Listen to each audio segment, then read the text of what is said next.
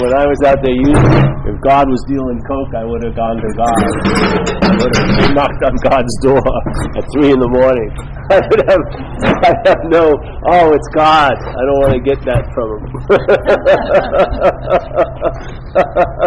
It's free. I don't like that idea. It's sort of like if you're dying of thirst and you won't take the glass of water because someone's wearing a shirt you don't like. It's insane. You're dying of thirst, you know. And a lot of times when people speak in recovery, there's an assumption like there's a choice involved. Yeah? That they sort of just, they can take it or leave it. But if you end up in recovery, it's usually a damn good indication you better take it. Because usually people don't go right to recovery. They usually go to bars and jails and institutions, then they end up maybe in recovery. So this idea, I remember I sat in a guy's car once for about an hour and a half, and his whole riff was just based on the assumption that he could or he couldn't. And I said, bro, if you drink, I can write your story.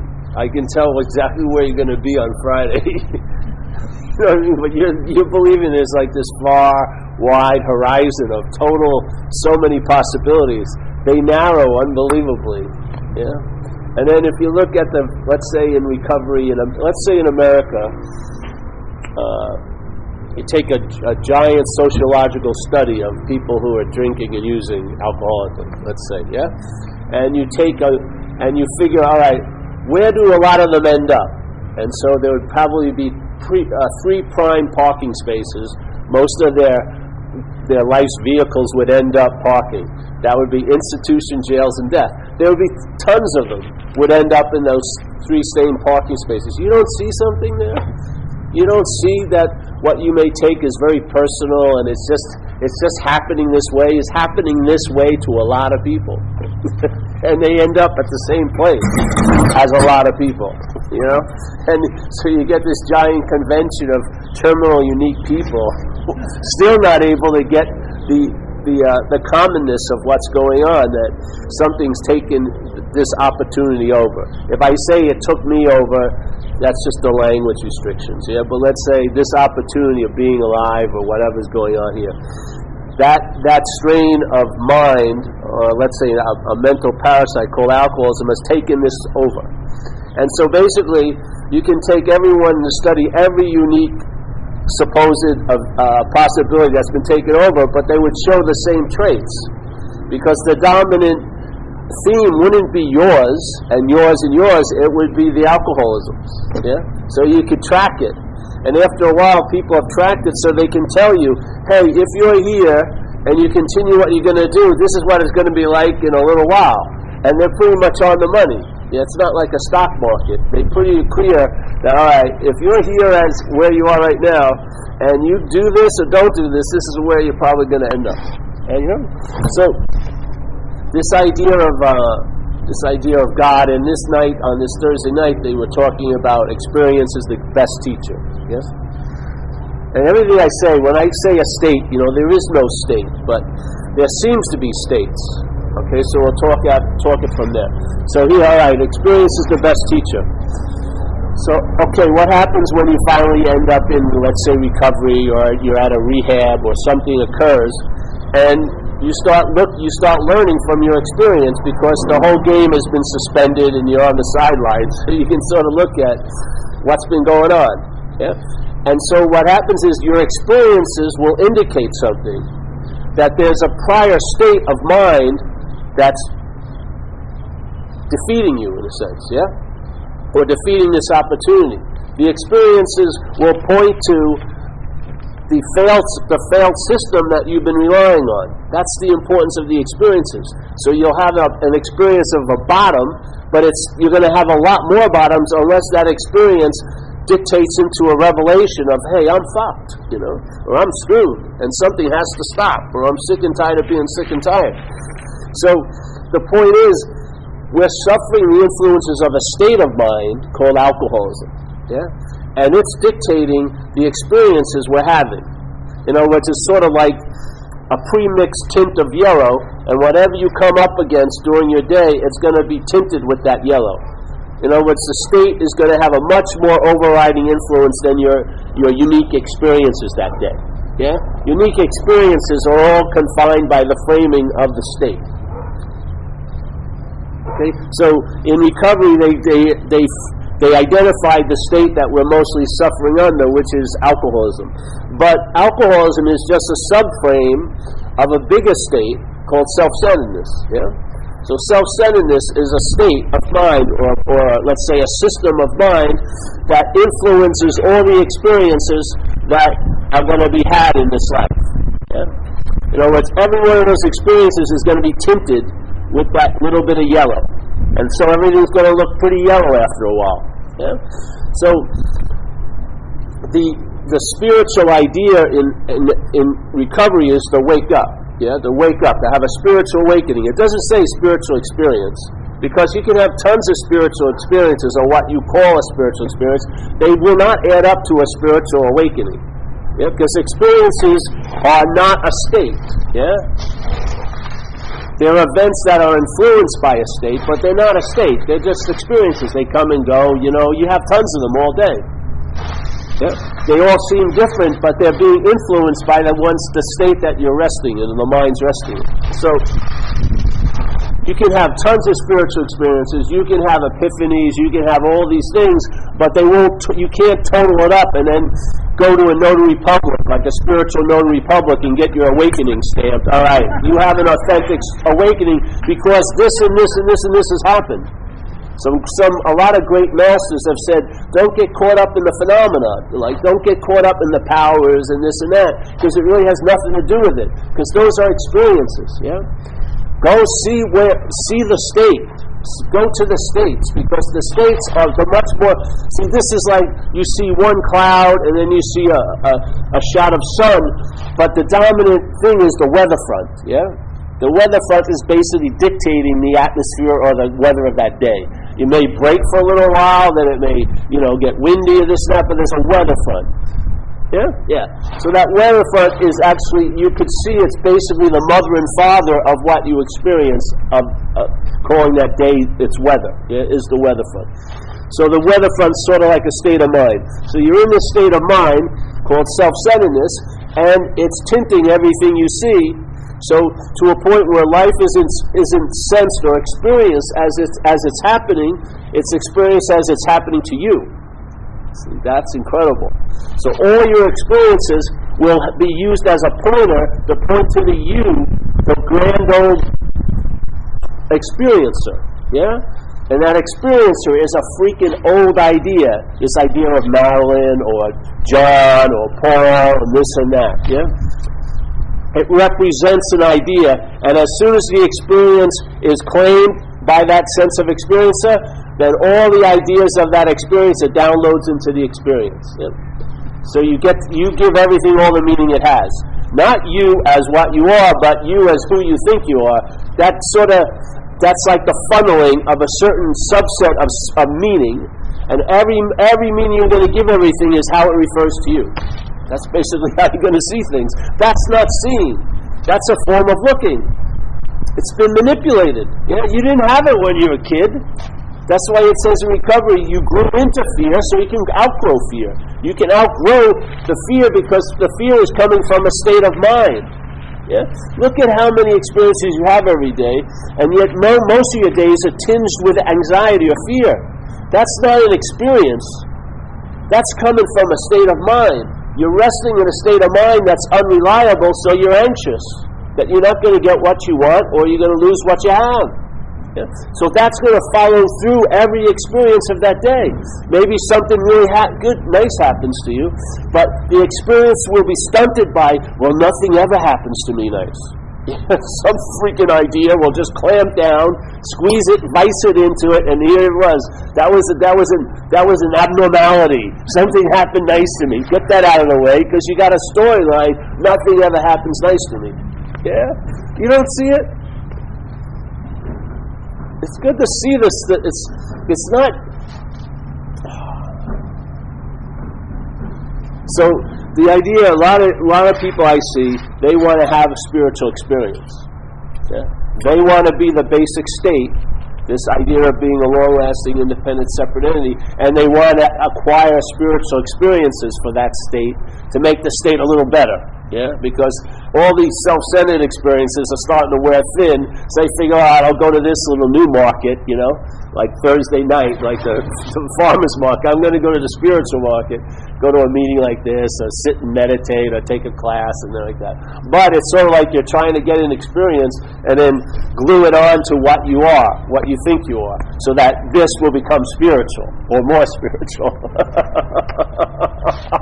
As if you put enough spiritual experiences on it, it'll become more spiritual.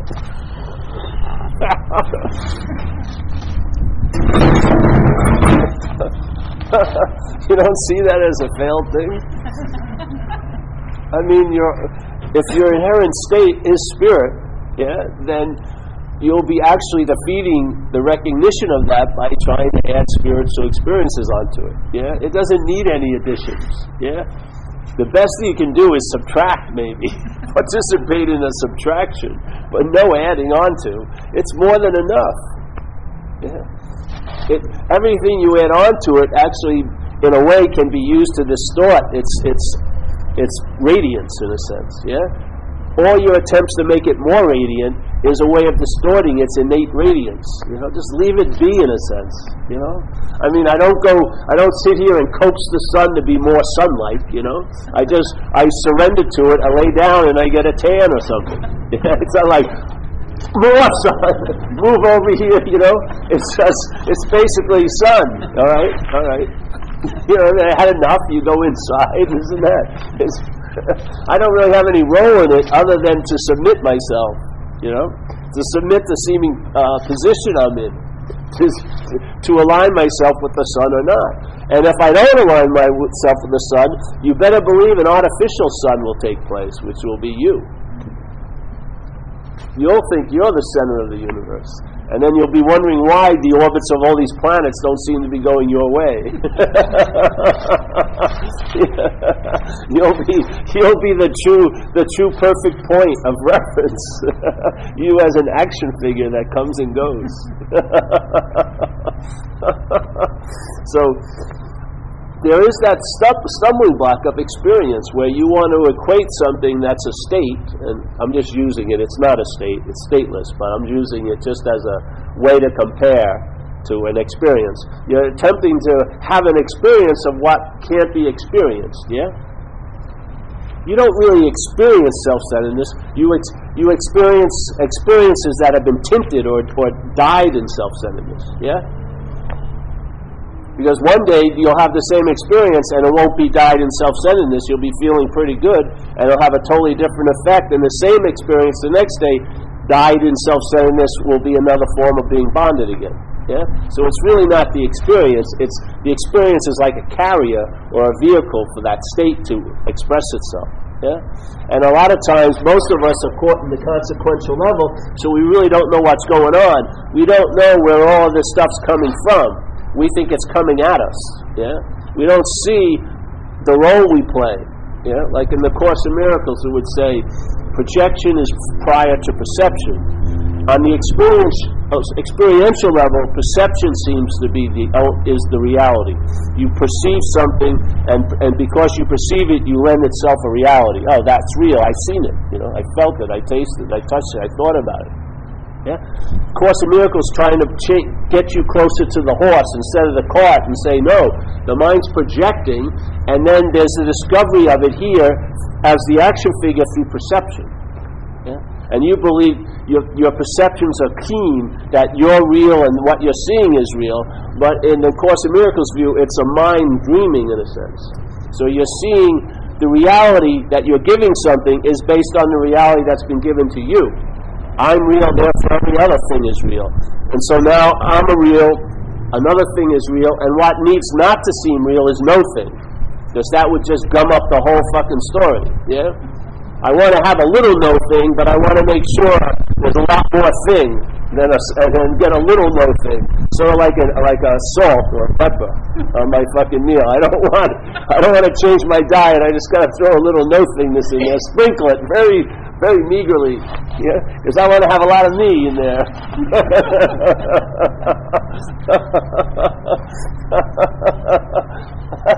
It goes down easier that way.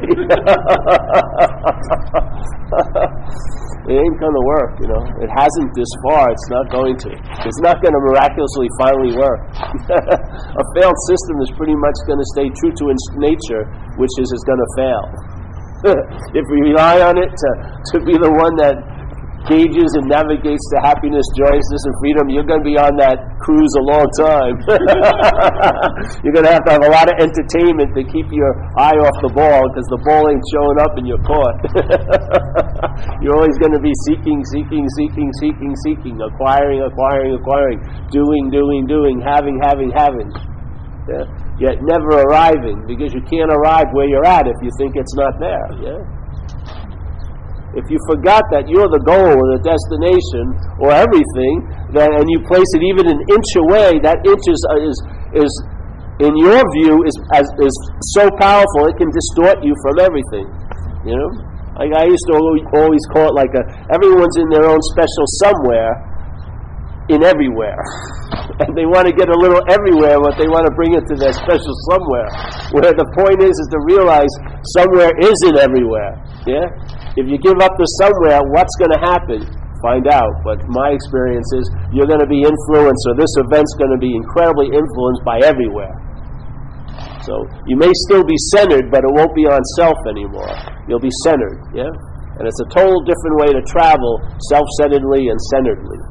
Totally different. Totally different. Because now the mind has moved from a failed state of mind to, let's say, a more workable state of mind. And maybe the most workable state of mind isn't a state at all. Yeah?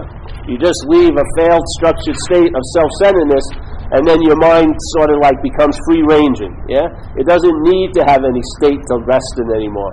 It rests in and of itself. Yeah, which is everywhere at all times with no requirement necessary.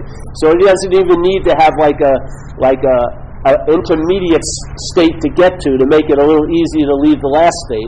That's a little dance, but basically your mind is in a stateless condition prior to all conditions. Yeah, you can rest there, and that rest is totally different. It's sort of like if you fell in a hole, and as you were going down, your mental, the narration in your head got more and more anxious and was grabbing for some fucking thing to stop its fall, yeah? And after a while, if something happened where it couldn't and it gave up, then suddenly what it was trying to use as hands would be realized as wings, yeah? That it's flying in that uncertainty. These weren't meant to grab and have, they were meant to flow with, yeah? These mental ideas. We have this mental movement, and we think they're hands to grab and get and have, but they're basically like wings to sort of fly. Yeah, why not? So what we do, I believe in recovery, and in these talks, is just point out some of the qualities of the failed system, and point out the basic mechanism why the failed system seems to be so stubbornly attached to this event. Yeah? Even though we have tons of evidence it doesn't work, we still seem to rely on it every day. Yeah, why is that? Well, my experience, or what happened with me, was I saw that it's the act of being identified as it. Yeah. Really, that's simple. That's simple. The act of being identified as a long-lasting, independent, separate entity. A body. Yeah? Even if you think you're a spiritual thing, you're thinking it's sort of in the constraints of a body idea. You know what I mean? I got to take care of my spirit like a body. You know, I got to take my spirit out for a walk. I'm on a spiritual journey. That spirit goes on a journey. It's only bodies that go on journeys. Yeah. Do you ever see a spirit? You know, go to a travel agent. I got to book a flight. It's fucking not flying anywhere. There's no fixed reference where it has to leave from or get to. But the whole idea of quote-unquote spirituality has been framed with a body identification. I'm on a journey. I've been to the mountaintop, and I've been thrown into the valley. What gets thrown to a valley, and what goes to a mountaintop? A body. Yeah. at the time the spirit's on the mountaintop, it's not in the valley? I mean, you think, oh, the spirit left the valley, went to the mountaintop, and then fell back. No, there's no non-spirit. Where can you say it starts and where can you say it stops? It's not in form. Yeah? It's not like what you are is behind your cheekbone and stops there, and then this is no man's and no woman's land, and then there's John. So we're always navigating in space, but we don't give it any credit. We just use space to get in touch with other things in space, never realizing we are the space.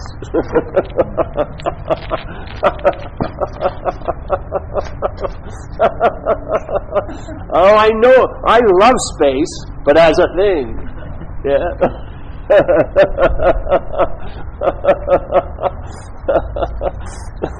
I sure need a little bit of that space I'm loving. This thingness is getting claustrophobic. Shit. My shtick is like I can't sell it on 7th Avenue like Mick Jagger. It's wearing thin, this thingness. I like to see what we're not, because you can. You have the awareness.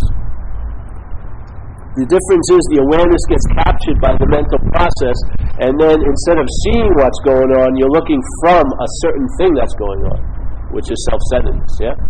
It's going on, it's a possibility being offered by a mental process, but we can see that offering and abstain. Not as a person, because if there's a feeling of being a person, you've already bought the offering.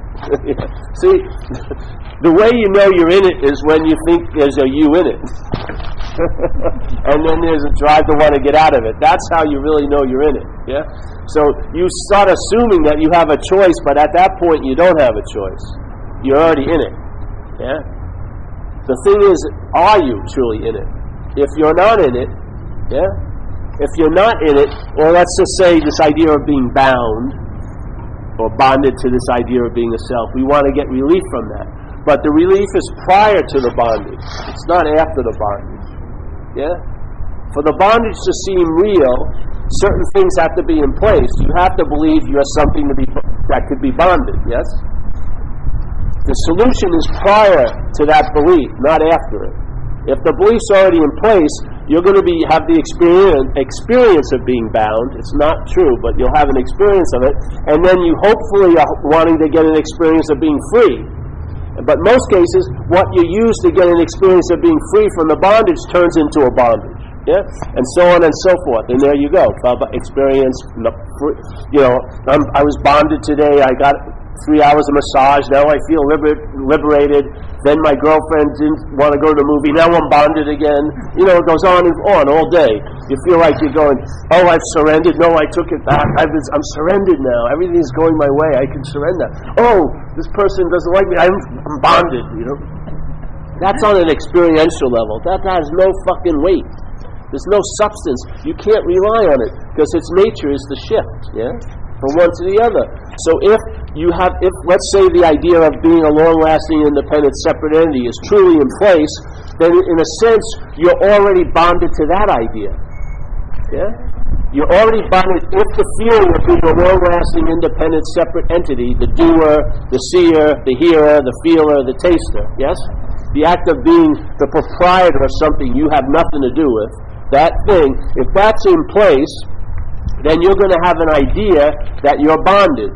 And that which is the bonding agent is also going to want to get free, but as the bonding agent. So the self will want to get out of the self, but as a self, this is one of the things everyone runs into. Self can't get out of self. You can't use mind to seek mind. You can't use the Buddha to seek the Buddha. And that's what most of us are doing all day. We're using the Buddha to seek the Buddha. We're using the mind to seek the mind. We're using self wants to get out of self as a self. So the self is in the experience of being bonded, and then it's also, very, very curiously, is in the experience of being free. And it's in the experience of being bonded. You need to be free from both. Yeah? Free from the one who believes it's bonded, and free from the one who believes it's free. Because you're neither of them. That's what stabilizes. Being bonded and free doesn't stabilize. that's its stabilization. It's like a teeter-totter. That's how it works, yeah? But if you take the axis out of it, which is the idea of you were there when you were free, and you're there when you're bonded. And I'm saying you're not there. So an experience of freedom comes. You don't fucking, set up big parade and call all your friends, oh, I'm free. And then, because an hour later, you'll feel bound. So you disregard both, and that's the freedom. It's like free from the need to be liberated. Not liberation, but free from the need to be liberated. Not freedom from bondage, but freed from the idea of being bonded or freed. Yes? In other words, instead of trying to move yourself over to one side of the bath and thinking like the water isn't the same, you know what I mean? Have you seen a bath? They're trying to do with cars now, where they have two temperature gauges. But there's not a wall, Some of the heat's going to move from this side over to the other side where they want to keep. You can't. Where's the membrane that's going to stop that moving? So it's all like being in a tub. Oh, this side's too hot. I want to move to the cold side. There's no way. They cross. There's no boundaries. So there's no boundary to dualistic expression of freedom and bondage. Yeah? The freedom is from both. Yeah? Freedom from both. Freedom from the conceptual constraints that seem to be a given if you're identified as a body. So it's not like breaking the conceptual restraints. Just see if you're a body or not. If you're not, then you're not dictated by those constraints. They arise, but they don't bond you. And therefore the need to get free doesn't kick in. And so therefore you're inherently free at that moment, because you were never bound. Then your mind can rest. Truly rest. Because the tide isn't going this way and that. That's the context. The context isn't swinging this way and that way. That's content. Yeah?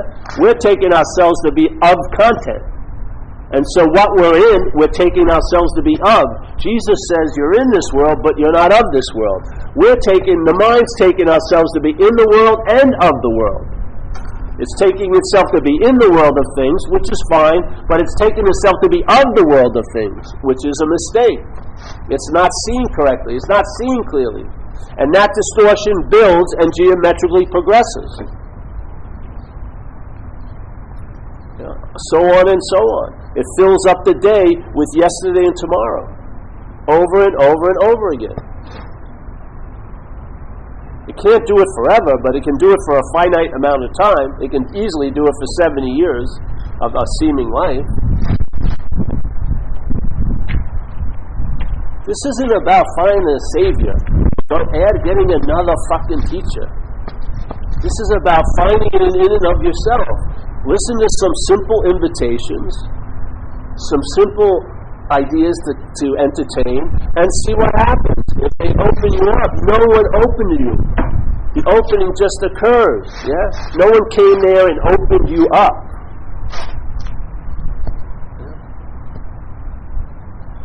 Because what happens if it's a teacher that did it and they're not around?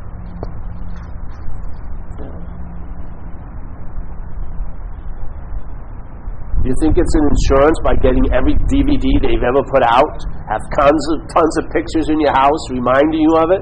It's still not going to fucking save your ass, because your ass doesn't need to be saved. Just find out, Because if you find out, if this experience finds out, it is the greatest teacher.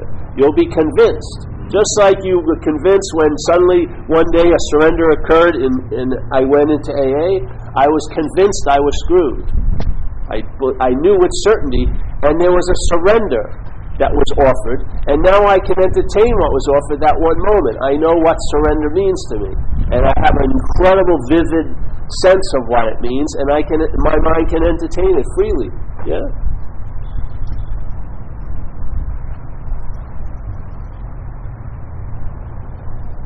Because, if it isn't where you are at all times, what value does it have? with no requirement necessary. The only place the requirements are in our seeing side, not on the side of nothing. It has no requirements. If there's, just like when you do service in recovery, you do service, maybe your experience, it was mine. You did service, and then what I would feel would be I felt available, and I would express it as I felt larger, I felt more open, I was like more brighter, because I came out of the ass of self doing paying attention to someone else going on. It's a simple like proctology procedure. Pops you right out, service. Right out of the ass, the anus of self, you'll be pulled right out. And you'll have a minute or two out here and see what happens. And what happens is when you're born into the moment, not clothed or distorted by selfing, you feel available. You feel your real size, which is pretty damn large, like very spacious. Okay? Then in that spaciousness, something else dawns in you. You sense a presence, and because we're fumbling with how we know things, we give it an idea and we call it the higher power or God or the Christ or Krishna or whatever. But then we're just attempting in our failed, meager way to try to give it a meaning conceptually. But we sensed it, and so we call it the higher power. Okay? Now, if you do service quite a lot, this will happen quite often. You'll come out of the ass of self, and after a while, you won't even need the proctor. You'll be your own enema in a sense. You won't have to go in and get it pulled out. Yeah. So there you go. So you come out, and then you feel what? I feel available, and then you sense a presence. Okay. What happened with me? Finally, once I came out, felt available, sensed the presence, but I realized I'm the presence. Yeah? What's being sensed now? I'm that. Yeah? I'm the presence. This changed everything, because now I wasn't up the ass of self. I didn't need that incredible, sometimes invasive procedure of getting my ass pulled out of it. And so now I realize, geez, okay, from the point of view of being a person, there's a necessity in this life for Paul, I have to do service, because I have the tendency to, crawl back up the ass of self, and because there's a lot of familiar things up there, and I feel safe and stuff, yeah? And so I tend to find myself in that room without even knowing that I was intending to go there, and it's sometimes, and I don't come out willingly other times, so someone has to go pull it out, right? So now, I see, okay, in that state, I've got to do service to get at least a little glimmer of availability so I can sense the presence of what's really going on here. Yeah?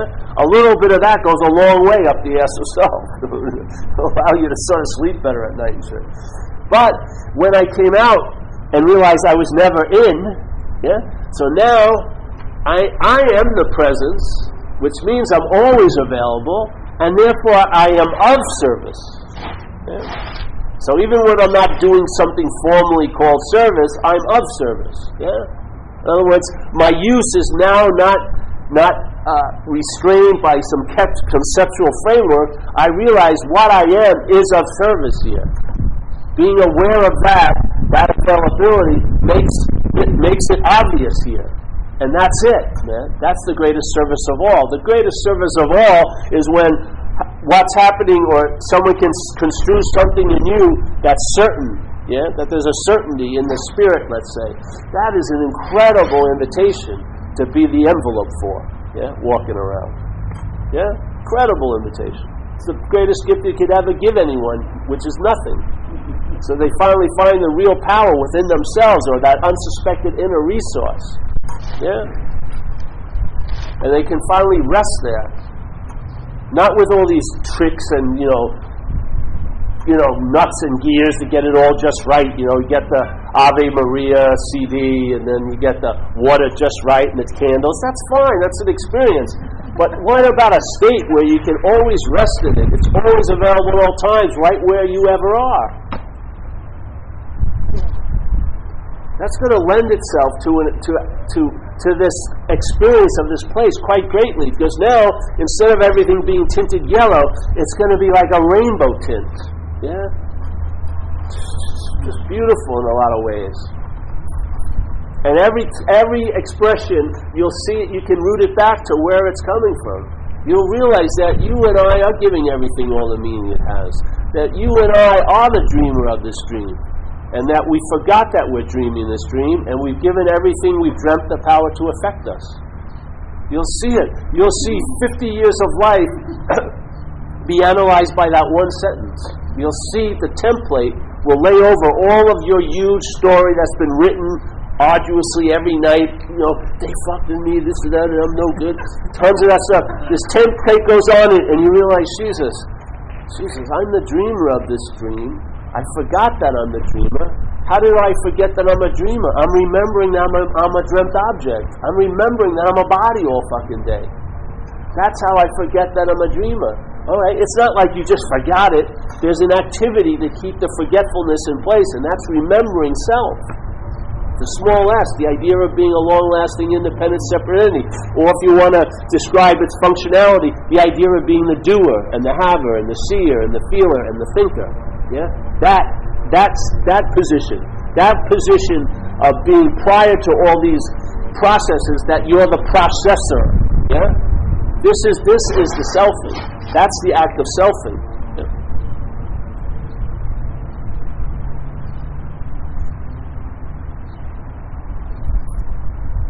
So at this exact moment, the seeming bondage is available. What's always available is available.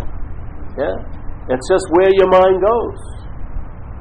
The mind wants to go up the ass of self, it will. And then everything will seem as real can be. And then when the whole catastrophe blows over, you'll realize it was no big deal. How many earth-shattering events do you have every week? And does the earth ever shatter? No. It's all a fucking story. Constantly. On and on. And then we co-sign everyone else's. I can't stand it. When people call me and start talking to me about how screwed they are right now by what's not happening, it just blows my mind. That could stop in a second. How? What do I need to do? Nothing. Just realize it's not happening. At least entertain it, that it's possibly not happening. Can you taste it? Can you feel it? I feel like I can feel it, but I know you can't. You're not feeling it. You just feel like you're feeling it. You're not feeling it. It's not happening. You're feeling another mentality. Something, it made it up. You believe you're going to get to the end and get to your original cause of disease? There's no original cause of disease. It's just disease. Let's say you got all the therapy in the world, got finished with all your little hang-ups of your family of origin on Earth, then you would be going to your family of origin on Mars.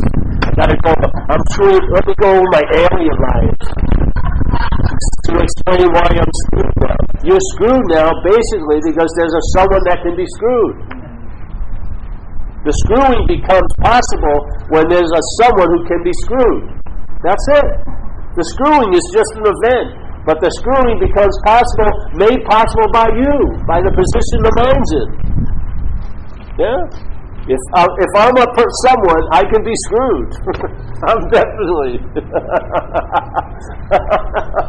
And you don't get screwed once, it's like over and over again. Wow, incredible. And someone say, in recovery we say, all right, take actions, and then, you'll do everything that you can do, yeah? And then you put the ball down. And it's true sometimes. Okay, I'm in trouble, and all right, so I'm going to call up the IRS, I'm going to do this, I'm going to get a lawyer. And then there's a point where you've done everything you can do. Now you got to see what happens. Yeah. When does that happen in thinking?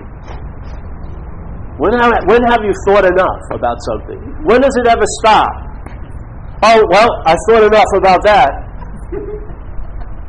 Oh, but wait, let me come in again. You lost the keys. You always lose the keys. So here, let's say I lose the keys to the car. All right. So what I do is I realize it. So what? I go try to trace back my steps. I was at that restaurant. I was at that place. I call the places up. And did anyone find the keys? No. All right. So it gets to a point.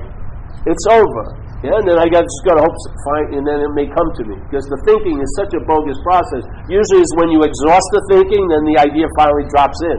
But what happens is it doesn't wait just after you've gotten everything you needed to think about done, and now it gets your little psychological head comes up. Your little, you're a fucking loser of keys, man. And you know what that means? That means you're a fucking loser. How many people lose their keys every week?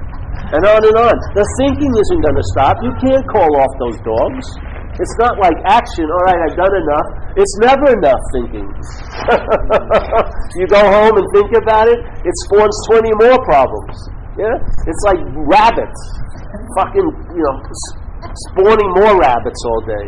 Oh, they look so nice and cuddly because they're about you, and then you're swarmed by them. You got 8,000 of them all over you. You can't go to bed till 4 in the morning. And you didn't even lose the keys. They've been in your pocket the whole time. And what happens? Next time, same thing? No. Exact same. Goes off. You go see a lousy movie to just keep your mind off of it.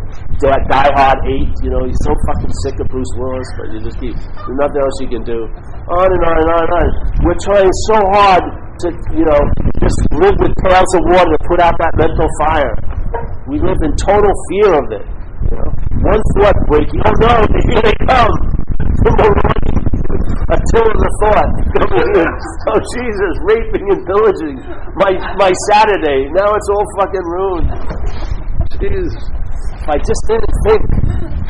Well, you are a thought. The feeling of being you is a thought. And that's what aligns us with the thought system. We take ourselves to be a thought, and all the other thoughts are used to facilitate and reinforce that idea. That's why we have so many of them popping up. We're not the rabbit owner.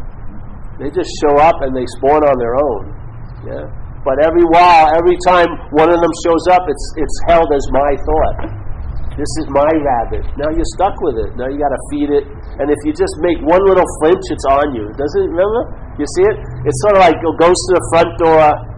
Paul, you're a loser. You don't answer. All right, goes to the window and tries to sound like the wind. Loser, loser, loser, like the sirens of Ulysses, and just waiting for a flinch. If you, I think I can move. And then it's like a hurricane hits you. Then it goes to the cellar door. Then the skylight's looking at you, and it's just waiting to see one little mental flinch, one little mental muscle go. Ooh, like you have a little belief in it. Blam, it's on you, isn't it? Jesus Christ, it's like waiting to pounce. We think we can keep it at bay by being busy and by accruing value. Oh, if I just do a lot of good things, it'll give me a break. Does it? Give me a break. What if you drop one good thing out of your good thing schedule, you're just crucified. You know what I mean? I missed meditating this morning. Your whole day is like rushing to get back to stillness. What's the fucking point? Rushing to get back to stillness. You think stillness is produced? It's freaking available. Again, you're written into the story. You're the big enchilada. I'm going to do myself into stillness. Of course, I totally believe I can do myself out of it. Yeah. The power lies in the identification as. That's where the power lies. That's the distribution center. That's the center of distribution. If that's in place, it's just riffing now. It's just riffing all freaking day. You've got to cut it off at the supply line. Yeah? You've got to see, maybe entertain, are these thoughts mine? Follow one back. Follow a stream of thoughts and see, where the hell, did you know you were going to think it before it was thunk? Did you? Did you know, I just thought I saw it coming from Orlando. No. It appears, because there's awareness, there's a field of consciousness, and then it's made into something based on how we're looking at it. We're not seeing it, because if you were seeing it, you would see it as just that. Yeah? Thought, a thought. We call it thought. It's just basically. But as soon as you look at it from self-centeredness, it's my thought, or it's about you. Yeah? That's the bonding. The bonding didn't happen 10 years ago at 935 in Marin City. It's a possibility being offered now. The mental process is offering it all the time. And there's something also on offer which is never noticed because it's always been offered. It's not produced by a system. It's your inherent nature. Yeah? That's like a carte blanche invitation that you never seem to realize because you don't get it. You don't receive the invitation. The invitation is in place prior to where you show up as this little action figure. Yeah? It's a carte blanche, always available invitation. It's not in a special envelope with your name on it. Yeah? It's available. It's just like when something's always so, it's very, very rare that you notice it. It's only when there's intermittent this and that, that we notice stuff. Yeah? Cannot be noticed. You can't see it. You can't feel it. You can't taste it. It's not of an experiential quality. Yeah? It's of a no-thing quality. You sense it. Yeah? You sense it because you are it. You don't sense it because it's something that you can sense. You sense it because you can't sense it. You sense it because you are it. You are what's looking. You're not what you're going to find by looking for. You are what's looking. You are that essence of what's looking. You are the essence of what's hearing, but it can't be heard. You are the essence of what's feeling, but it can't be felt. Yeah? It can influence feelings. It can influence everything, and that's what you get. The flavor isn't in the one candy bar. It's in all the candy bars. Yeah, the essence is dispersed. It becomes an influential event, yet it's never seen as an experience. Yeah, but it influences all your experiences, just like self-centeredness is influencing all your experiences now. You can't be more influenced than life's happening to you. That's an incredibly huge interpretation of an event called life, that it's seen as it's happening to you.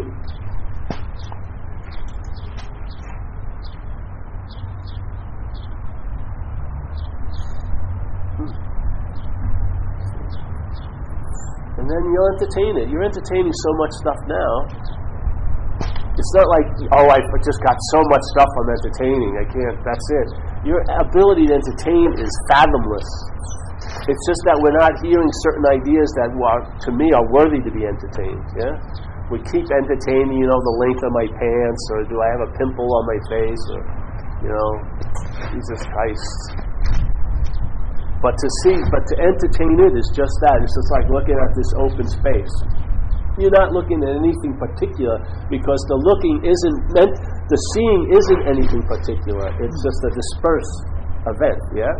The looking is when you go for particularity. We're trying to make what's not particular. That's why we've lost it in a sense, because you'll never find it that way. Never. It's a dispersed, it's an open aperture. It's a relaxed awareness, yeah? There's no vigilance needed. It's so you can never match its vigilance with any fucking contrived vigilance that you seem to have conjure up. No way. It's prior to all your forgetting it and remembering it. Yeah? If you know of its nature, you'll have a whole sense of something that's so contrary to the sense you have about things. Yeah? Because it's not of a thing. So people say, well, that's just a mental trick. But if you get a real sense of it, you know it's absoluteness. You know it's always available at all times with no requirement necessary. You know it prior to knowing. Yeah? It's not another mental philosophy trying to make it so that you can try to navigate this place as a thing better. It's a revelation of some absoluteness. Yeah? There's no deviation in it. There's no interruption of it. There's no blinking involved in it. There's no opinion arising in it. There's no preference. It's not outshining this one day and then shining that one. Yeah? It's not of what we think. It's not of that. It doesn't have anything. It has everything that we can touch by our little thinking apparatus. It's not of any of that in its own nature. It's not. It's a total foreignality in this place, in a sense. Yeah? I mean, how many times do people describe the day, the sky with the clouds that are in it, yeah? And the best they can say, well, it was cloudless, yeah? The cloudless is still the reference point. There was not a cloud in the sky, yeah? Our head, the way we're formatted, rooted in identification as a self, is we see things. And the things have preference over no thing. We see the chalkboard, we see the dot on the board, we don't get the sense of the board. It's just the way our perceptual apparatus is contrived. Yeah?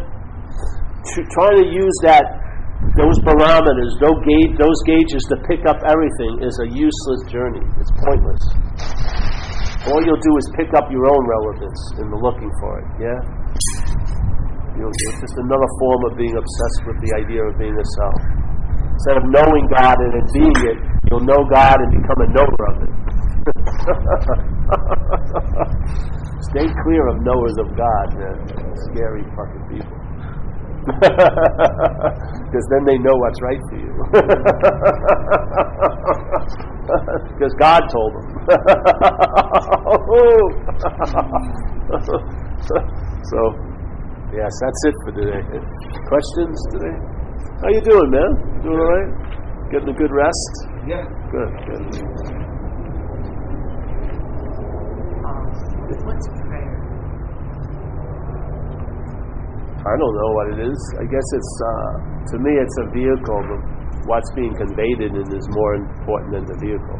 Yeah? So for me, when I would say prayers, it was like I was conveying being overmatched, so to speak. Yeah? Here. So I'd pray. I'd be overmatched.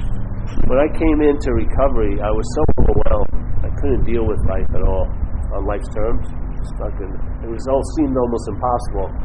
So, and before when I was overwhelmed, I used to do something. To me, a prayer is taking the place of what I used to do and just stating I'm overwhelmed. Yeah. And I like some of them. We do it as a group, you know. It conveys something, an energy that I like. But in a way, it's almost like a substitute. The real thing isn't available; it doesn't seem to be. So you need to sort of you become the pointer at the moon. You're not recognizing the moon, so a prayer is like pointing at it, you know, with the hopes that the moon will appear.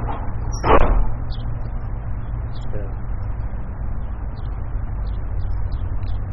I'm not doing it. I don't do it all. I don't have to pray much because. I did it for 5 years once. My prayer every day when I got sober, because the worst time in my sobriety was when I woke up. The first few years, the anxiety was so heavy because I thought I was under the same managerial system. I didn't know I was in recovery. I thought I was underneath my self-tutelage, and I was scared shit of how the day was going to go. So I'd immediately say a prayer. I'd say, my name is Paul. I'm an alcoholic and I'm an addict, powerless over alcohol, and my life's unmanageable. I've come to believe that there's a power greater than me that can restore me to sanity, and I make a decision to turn my will, my life over to it. So I said that every morning for about 5 years, no matter where I was, who I was with, or what. First thing first, yeah? And then one day it stopped and I never did it again. Because what it was sort of replacing became available. So why you have a prayer? In other words, let's say you keep calling for inviting someone over, and they finally come over. Do you call them anymore? They're here. Now you enjoy the space. They've arrived, so to speak. Yeah.